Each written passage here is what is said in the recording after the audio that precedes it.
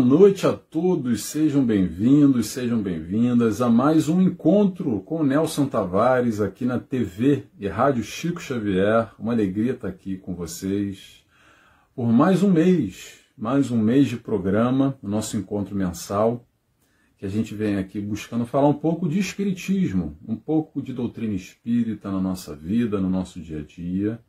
E hoje, em especial, a gente vai falar sobre o futuro do espiritismo. Depois desse dado que saiu agora em junho de 2025, do IBGE, com o decréscimo do número de espíritas no Brasil. A gente vai falar sobre espiritismo no Brasil e no mundo também, que é interessante, uma reflexão que eu sempre gosto de fazer. Eu vivo fora já há alguns anos e posso aqui dar a minha impressão pessoal sobre a evolução ou estacionamento, ou a regressão do espiritismo. É um pouco disso que eu vou tentar trazer aqui para reflexão.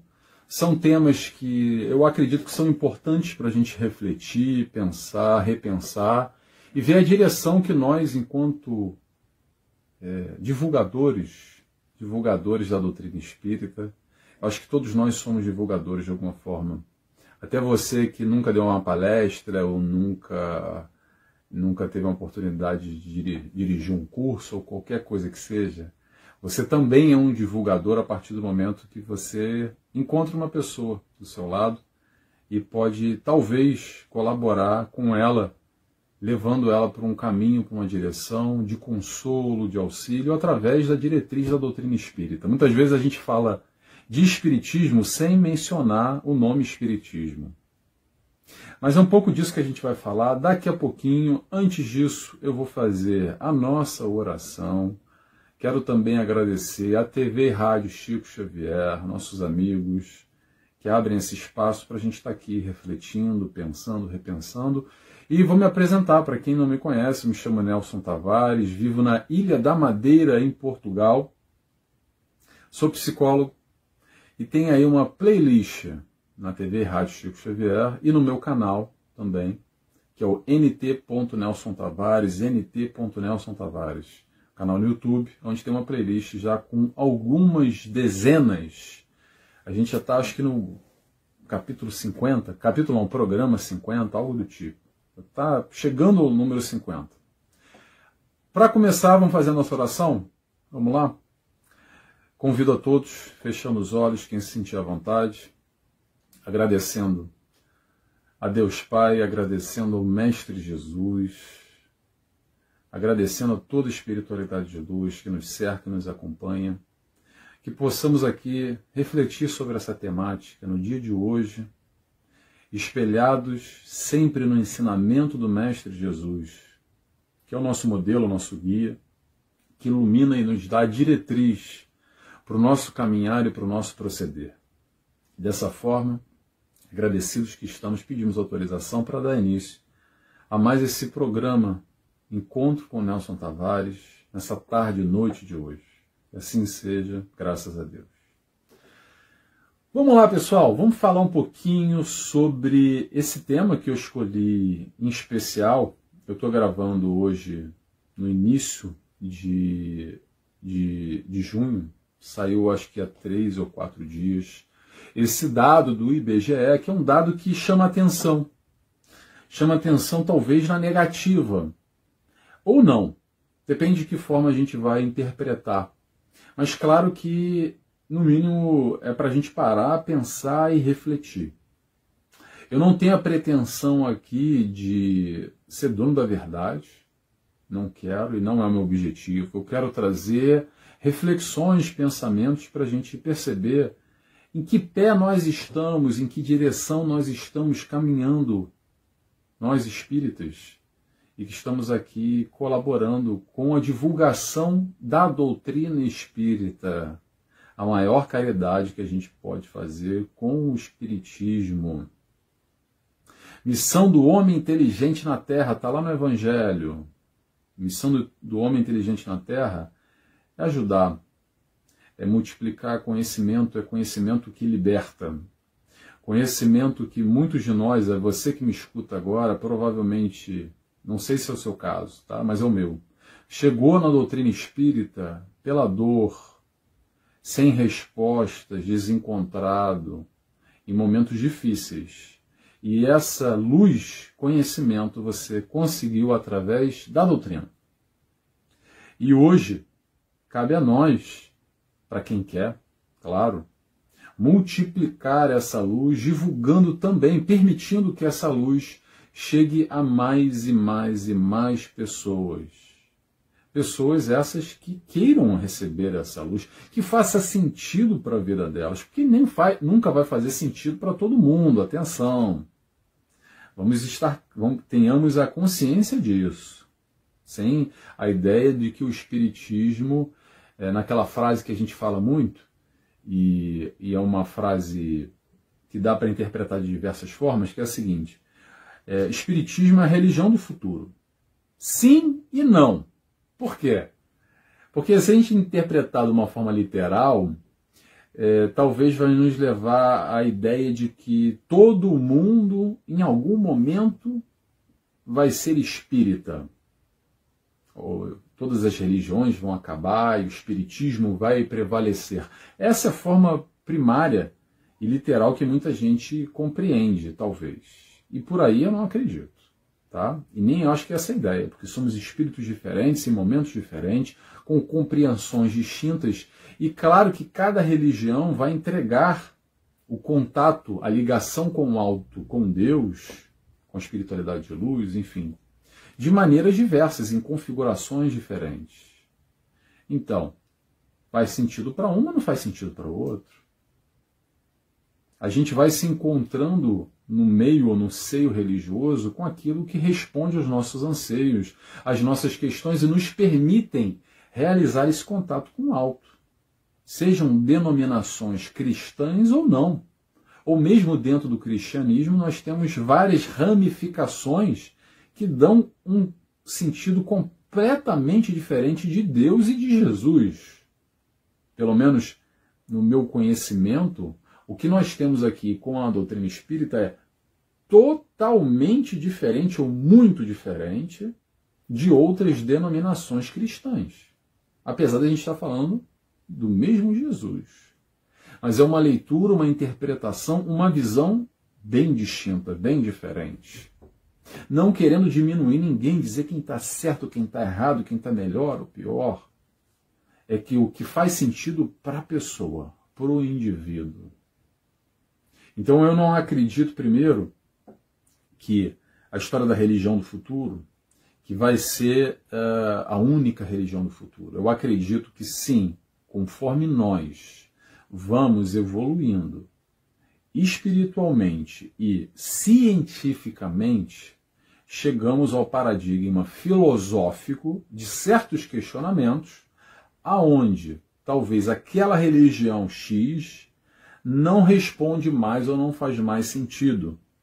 E buscamos uma outra direção. E essa outra direção, talvez possamos chegar aqui muito próximos ao que o Espiritismo nos traz. Mas não necessariamente também nessa configuração. Não sei se eu estou sendo claro aqui. O que eu quero dizer com isso? Vamos para os fatos. Mundialmente, eu não tenho dados para isso, tá? Se alguém tiver, escreve aqui para mim. Mas mundialmente, percebe-se, mundialmente, não estou falando só Brasil, um movimento em busca da espiritualidade muito maior conforme os anos vêm se passando. É gradual, é notório, é claro, a gente vê diversas denominações espiritualistas, vamos colocar assim, e não necessariamente religiões configuradas, aonde cada vez mais as pessoas vêm buscando as respostas, porque não encontram mais naquela religião formal que aprendeu com o papai, com a mamãe, às vezes na escola, naquele segmento, naquele engessamento. E pelas próprias experiências pessoais das pessoas, elas buscam algo a mais. E ali não encontram naquela religião especial. E buscam algo além. E buscam respostas e tentam encontrar algo para se encontrar. Então esse movimento espiritualista, a visão que eu tenho, posso estar enganado aqui, é crescente a nível global, ok? Mas isso não necessariamente corresponde ao crescimento do espiritismo, que é uma religião também, não só uma religião, é filosofia, é ciência e tem um aspecto religioso, essa tríade espiritualista. Por quê? Porque considera o espírito imortal reencarnante vivenciando esse momento, essa fase, esse estágio, como um processo de aprendizado, onde já teve passado e ainda terá futuro. Não é aquela história de que morreu, acabou, ou só vai para o céu, ou vai para o inferno, as penas eternas e por aí. Então é um processo gradual evolutivo, onde essas religiões ou entendimentos espiritualistas seguem, cada um com a sua ramificação, as suas particularidades. O espiritismo é uma delas. Então, falando sobre o cenário mundial. No cenário mundial, o espiritismo, eu diria que está estacionado. A impressão que eu tenho. E quando eu falo essa impressão, eu vou dizer para vocês, eu já estou fora do Brasil, eu já conheço, me transformei espírita, fala um pouco do Nelson, me transformei espírita há mais de 20 anos, ok? E dentro do espiritismo eu tive experiências aí no Brasil, como trabalhador espírita, em casa espírita, trabalhei mediunicamente, dando curso, palestra, aula no grupo jovem, trabalhei na mediúnica, passista de cura, enfim, vários trabalhos, e fora do país também. Já vivi na Inglaterra, já fui trabalhador em centro espírita na Inglaterra e hoje vivo na Ilha da Madeira, em Portugal. Não tenho trabalho ativo aqui, mas ativo que eu digo diretamente no centro espírita. Já participei dando aulas no momento pós-pandemia, aqui no online, nessa novidade, mas dentro da casa espírita eu não tenho nenhuma vinculação, nenhum trabalho associado. Porém, eu como espírita que sou e recebo bastante convidados em um programa que eu apresento, que é o Resenha Espírita, em um outro programa que eu apresento também, que é o Bate-Papo com Joana de Ângeles, eu costumo receber amigos que a gente vai conhecendo aqui, espíritas de diversos lugares do mundo, seja na Espanha, na Itália, no Canadá, nos Estados Unidos, e sempre vem a questão, como é que está o movimento espírita aí no seu país?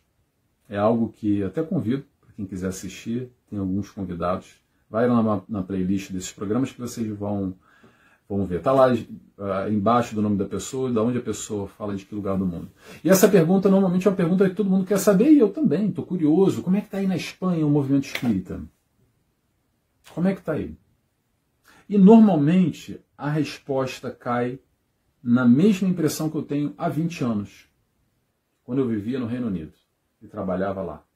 Como é que é o movimento espírita fora do Brasil? Normalmente, salvo as suas exceções, nós temos grupos de brasileiros que saíram do Brasil para viver fora e são espíritas, ou viraram ou se transformaram espíritas, e se reúnem em pequenos grupos e fazem reuniões em português. Às vezes, sim, fazem reuniões na língua local, e há um esforço para isso, enorme, ok? Há um esforço das federativas para traduzir as obras espíritas para diversas línguas. Então a gente tem aqui livros que estão traduzidos para 6, 7 idiomas. Não é só o inglês, o espanhol, tem russo, é francês, é alemão, é de tudo um pouco. Até acho que japonês tem tradução também, se eu não me engano, alguns livros. Para quê? Para tentar atingir um novo público. Reuniões espíritas também na língua materna de cada país, mas claramente há uma dificuldade, um relato que eu vivenciei no passado, e é um relato que se faz presente ainda hoje com as conversas que nós temos de confrades de outros países, que dizem o seguinte: é difícil a adesão, é difícil reunir, é difícil a pessoa se identificar e ficar, e permanecer e se engajar. E essa é uma reflexão que eu acho importantíssima E sempre me vem à cabeça, eu não tenho resposta, tá, gente? Eu vou trazer aqui o questionamento. Olha só, me acompanha aqui, vê se faz sentido. Se mundialmente a busca da espiritualidade ou de respostas que não são encontradas nos formatos tradicionais, as pessoas vêm cada vez mais buscando, se percebe isso claramente, por que não conseguem chegar à doutrina espírita? Ou por que chegam e vão embora? Por que não ficam? Será que é o conteúdo espírita? Aí eu vou dar a minha opinião. Não acho, de forma alguma, pelo contrário. Eu acredito e vejo a forma do Nelson, tá? A interpretação do Nelson. O conteúdo espírita é super, ultra, hiper vanguarda, vamos dizer assim. É muito inovador e continua sendo muito desafiante. É isso que a gente estuda aqui e tenta compartilhar. Mas, de alguma forma, eu acho que temos um problema aqui de transmissão de conhecimento. A forma que a gente está transmitindo esse conteúdo, talvez deveria ser revisto. Ah, Nelson, como é que faz então? Não sei, mas olha só, algo errado não está certo. Não está funcionando. Tanto a nível internacional quanto a nível nacional. Por quê? Porque centros espíritas no Brasil tem tudo quanto é lugar.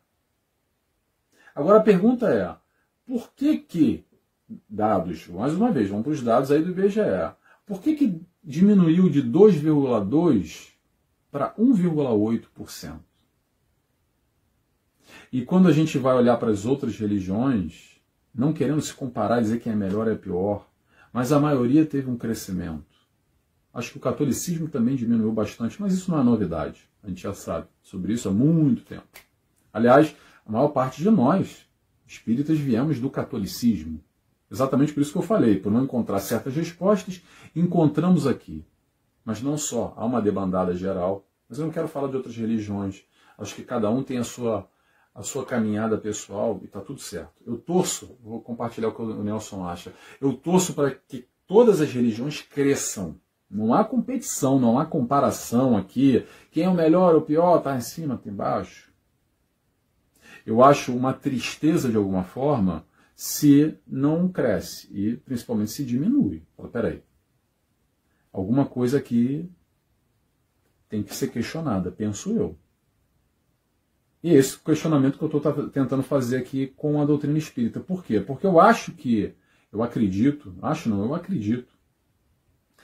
que a questão do espiritismo não está no conteúdo, mas na forma que nós transmitimos a mesma. Talvez estamos entrando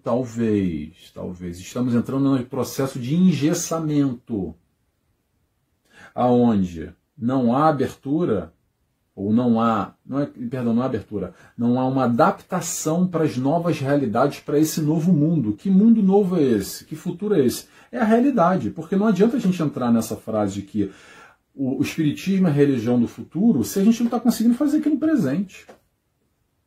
Aonde? Os espíritas, nós que somos envelhecidos, atenção, a média de idade, sem pegar nos dados de IBGE, não precisa de dados de IBGE, vai em qualquer centro espírita. Olha as cabecinhas brancas aqui, ó, ou a careca, e a gente vai perceber que nós já somos ali 50 plus, 50 para cima, né? A maioria. E temos uma dificuldade de angariar ou receber, ou melhor, não é nem angariar nem receber. Criar um cenário onde, com menor idade, as pessoas fiquem e queiram e se sintam à vontade e estejam lá. É difícil ver jovens por livre e espontânea vontade num centro espírita. Atenção, não estou falando daquele jovem que tem o pai e a mãe que obriga a colocar lá. Ainda bem que obriga, tá? Isso é uma outra história. Eu compartilho dessa ideia. Agora, depois de adulto, depois que faz os 18 anos, quantos desses jovens ficam? Interrogação. Eu já fui professor uns 2 anos, no Rio de Janeiro, de grupo jovem, com extrema dificuldade. com extrema dificuldade. Não sou exemplo aqui para dizer positivamente do trabalho que eu realizei, não é isso. Eu acho que a formatação, a questão aqui está na formatação. Eu acho que está na linguagem. Porque a gente vai desencarnando, porque vamos ficando velhos, sim, e essa renovação não está acontecendo. E aqui que está a questão. Por que não está acontecendo? Será o Espiritismo que está desatualizado? De forma alguma. Mas a forma que a gente se comunica e transmite esse conteúdo. É essa a minha opinião. É essa a minha opinião. Há movimentos pequenos ainda, ok? Que eu admiro particularmente, acho muito importante.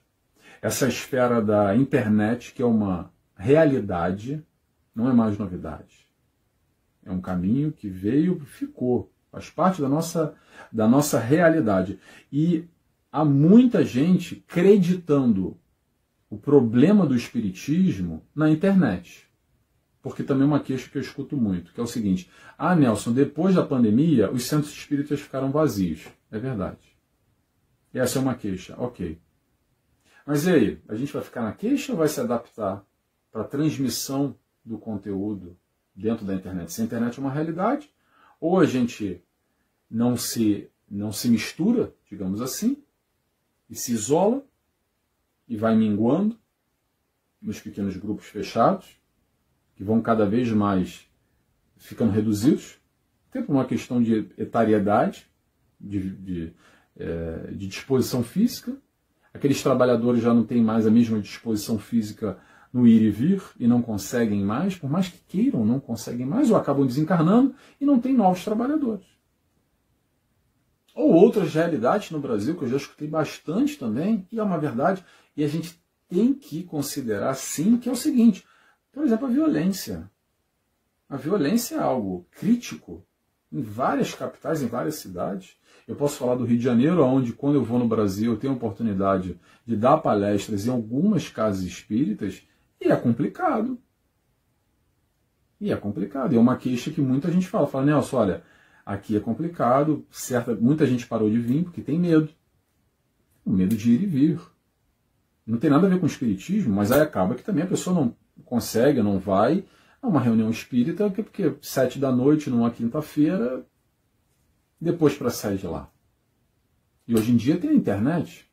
Eu posso assistir uma palestra no ao vivo, nesse centro, se ele transmitir, ou se ele não transmitir, tem um outro que transmite. Então são várias questões de uma realidade aqui, que eu acredito que são importantes da gente entender e se adaptar. Penso eu, tá, gente? Olha, mais uma vez, estou compartilhando aqui pensamento para a gente reflexionar em conjunto para realizar algum tipo de mudança. A internet hoje é um veículo, é esse veículo que eu estou aqui com vocês, é esse veículo, eu posso falar por mim, tá? Que eu hoje, Nelson, eu estou na Ilha da Madeira e nunca tive tão conectado à doutrina espírita como eu já tive, mesmo trabalhando em centros espíritas, seja no Brasil ou seja aqui fora do país. Por quê? Porque a gente tem aqui uma interatividade enorme. A gente tem alguns canais espíritas, por exemplo, vou falar aqui de vou falar de dois amigos aqui, amigos virtuais, né, que a gente vai conhecendo e foram convidados meus. A gente tem canais espíritas que tem uma pegada inovadora e que sofrem bastante. Por quê? Aí está uma questão. Sofrem bastante porque tem, talvez, um engessamento em uma formatação. E qualquer coisa nova, prego que se destaca, toma martelada. Por quê? Porque o espiritismo tem que ser nessa formatação. Qualquer coisa está errado. Eu já escutei isso, gente. Vou dizer por quê. Eu já escutei isso. Porque o Nelson aqui, eu tento, tá, gente? Eu tento, da minha forma, pegar conteúdos. Eu sou um fã enorme de Joana de Ângeles. Para quem conhece Joana de Ângeles sabe o que eu estou falando. Joana de Ângeles é uma literatura difícil. Joana de Ângeles é uma literatura profunda, densa e complexa. E às vezes até é difícil, você tem que estar bem para poder ler os livros dela. O que eu tento fazer é pegar os livros dela e trazer para a resenha do dia a dia. De uma forma que a gente vai entendendo dentro dos nossos conflitos, das nossas questões pessoais. Para quê? Para tentar, de alguma forma, não modificar o conteúdo, mas adaptar para o meu entendimento, para o Nelson, e quero compartilhar aqui com vocês. Então é uma forma de pegar um livro e transmitir aquilo daquela forma densa, que, olha, pessoal, vou dizer para vocês, se eu pegar aqui o livro de Joana e começar a ler, não vai dar 5 minutos. Você vai estar com sono, a cabeça já vai estar pensando em outro lugar, já vai estar desconectado. Ou eu posso pegar esse conteúdo, dar uma lida, é o que eu tento fazer, dar uma adaptada e colocar no conflito do dia a dia que a gente está passando. E falar da mesma coisa. O que eu tento é mudar o conteúdo. Mas por causa disso, eu posso afirmar para vocês, eu sofro de alguma forma, porque muita gente não acredita que eu faço espiritismo. E eu respeito, tá tudo bem, não estou brigando com ninguém, tá, gente?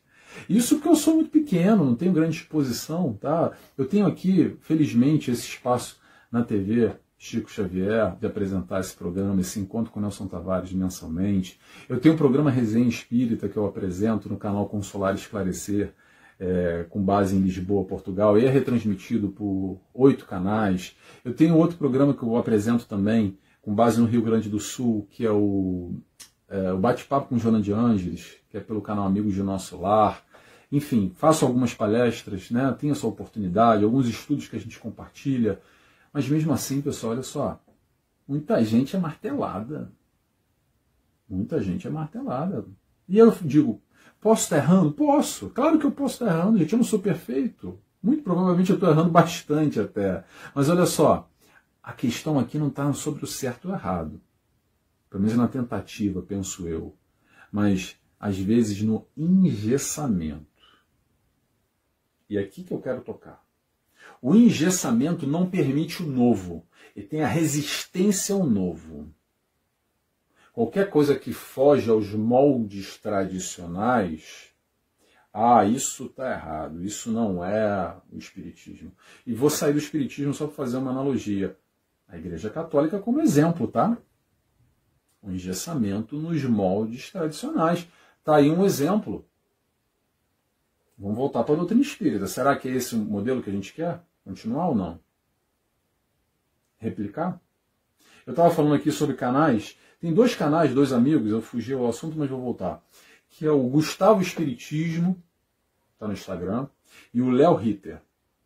Já entrevistei aqui os dois, tive a felicidade de estar aqui no programa com eles. O Léo faz comédia. Comédia e espiritismo. E uma das conversas que a gente teve aqui foi exatamente sobre essa resistência. E o ataque. Nós espíritas atacamos o Léo porque ele faz comédia. Porque não deveria. Porque tem que ter a seriedade. Eu pergunto, tem que ter seriedade mesmo? A vida é para ser séria? O espiritismo é para ser sério ou é para nos ajudar na nossa vida? Pode ser sério para quem quer ser sério, ou pode ser brincadeira para quem quer ser brincadeira. Depende de como é que a gente encara a vida. Brincadeira que eu digo, bem-estar, motivação, sorriso. Essa carranca existe para quem quer ser carrancudo. Claro que é difícil, porque são temas sérios, a gente fala sobre questões, problemas, questões existenciais, a gente fala sobre dores, a gente fala sobre sofrimento, a gente fala sobre muitos tópicos, e eu sou um que falo muito sobre questões psicológicas por si só, e os desafios que nós enfrentamos. Mas a gente pode falar com 10 quilos aqui 100 quilos nas costas, pesadíssimo, ou a gente pode tentar elaborar isso de uma forma mais suave, mais leve. E aqui que está, talvez, o grande desafio. O Léo faz isso para mim, eu admiro esse trabalho. Muita gente não concorda e até vai falar assim, o Nelson é desses, eu não gostei e tal. Tudo bem, gente. Outro espírita também que está fazendo um trabalho bem diferente, inovador, é o Gustavo. O Gustavo Espiritismo, ele tenta dinamizar de uma forma também engraçada, chamando para o dia a dia e dando acesso ao espiritismo de uma forma diferente. Aqui que está a questão, o diferente. Eu acho que o diferente nos mostra um caminho novo, um caminho diferente do que a gente está trilhando. E contra números, contra fatos, não há argumentos. Se a gente está aqui descendo, algo errado não está certo. Algo que a gente pode ou deve, penso eu, questionar, refletir e repensar novos caminhos. Então qual é o caminho, Nelson? Eu não sei, mas eu sei que do jeito que está, não está legal.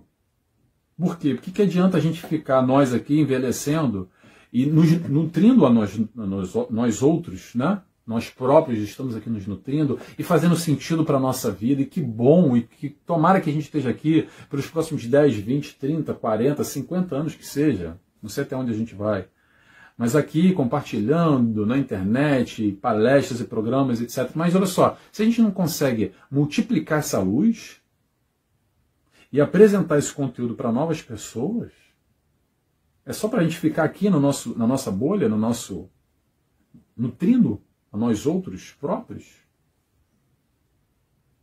Ou será, vou voltar ao que eu falei lá no início, o desafio do espírita, a caridade, a divulgação do mesmo. Mas talvez a divulgação nos formatos atuais, não no formato de antigamente. Funcionou, claro, e funciona os formatos de divulgação. Mas será que está funcionando o suficiente? Eu acho que não. Eu acredito que não está. Porque senão a gente estaria numa crescente a nível Brasil e principalmente mundial. Porque lembremos, o Brasil é muito pequeno em relação ao mundo, gente. Em termos populacionais, olha o tamanho do mundo. Quantos bilhões e bilhões, olha o tamanho do Brasil. E a gente não consegue sair e romper essa bolha. Hoje em dia, a tecnologia o suficiente para transmitir as palestras para qualquer língua do mundo. Transmitir tanto a própria legenda, né? Como hoje em dia a inteligência artificial já consegue modificar a boca e trazer numa nova língua. Ou seja, tudo que eu estou falando para vocês aqui tem um aplicativo já que você coloca e dá para eu dar essa mesma palestra, esse mesmo encontro aqui em chinês, por exemplo. Será que a gente consegue chegar e romper a nossa bolha ou não? Eis uma questão. Eu não tenho resposta, pessoal. Eu não tenho respostas.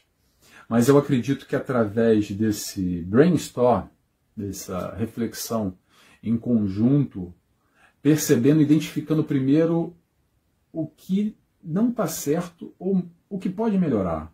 Não vou dizer o que não está certo, porque parece que está tudo errado. Eu acho que, para mim, está tudo certo. Mas se dá para melhorar, ou se a gente não está fazendo talvez o dever de casa, na multiplicação da palavra, na multiplicação desse ensinamento, dessa luz consoladora que é a doutrina espírita, talvez nós estejamos falhando em algo. Então essas reflexões que estão aí, através desse número, pode nos impulsionar e nos proporcionar um novo caminho. Que caminho é esse? Eu não sei, mas eu estou disposto a ajudar, a tentar e a colaborar.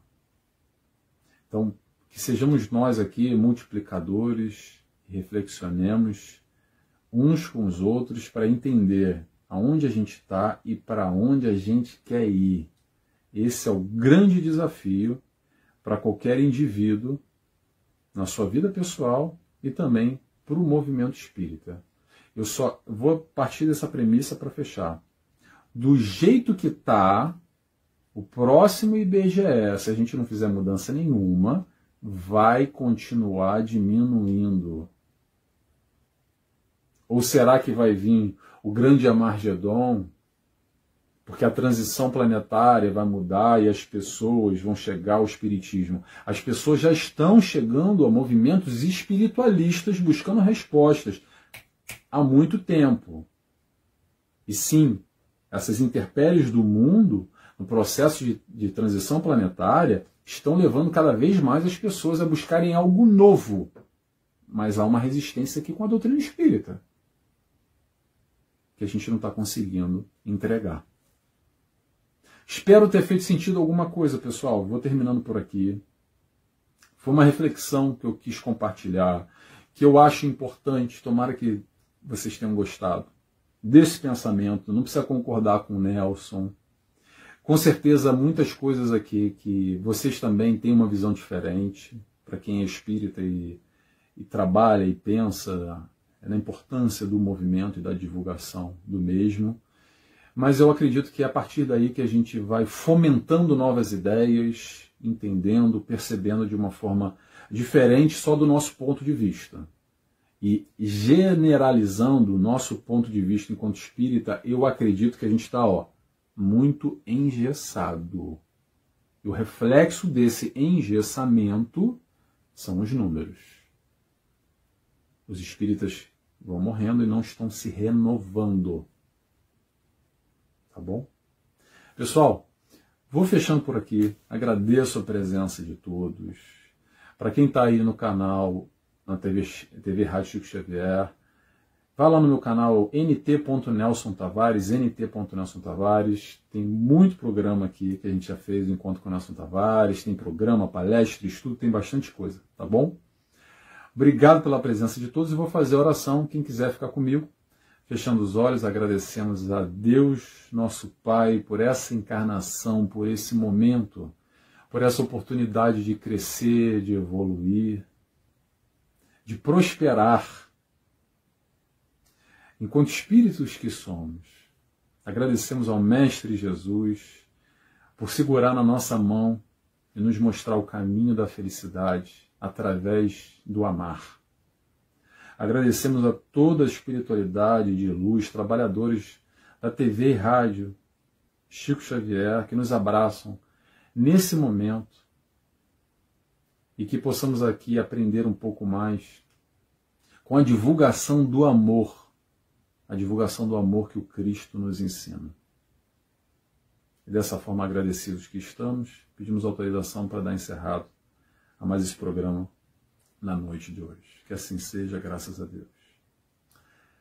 É isso, pessoal. Passei um pouquinho do horário, tá?